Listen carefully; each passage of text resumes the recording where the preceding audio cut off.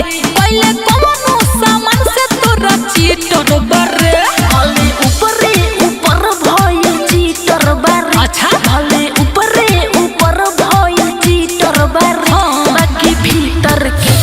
बाकी भीतर वाला तो पवित्र बारे बाकी भीतर वाला तो पवित्र बारे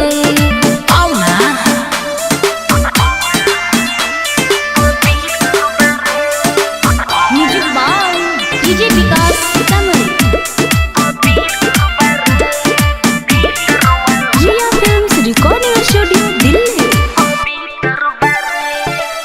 ए बाबू छोरा मालूम बा कोहरा कोही नहीं खींचुआवले नु हो बुझाए हो सब जानतानी सख न करा ऐसे न धरा ढेर लोग के बानी मुआवले नु हो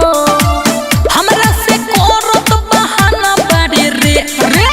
लागे लुटाइल तोर खजाना बाटे रे सोनावा के नहीं तोर पीतर बारे सोनावा के नहीं तोर पीतर बारे भले ऊपरे ऊपर भइल चीटर बारे भले ऊपरे ऊपर भइल चीटर बारे बाकी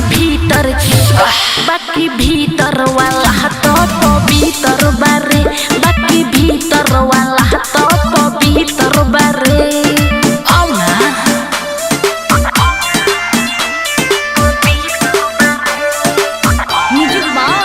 डीजे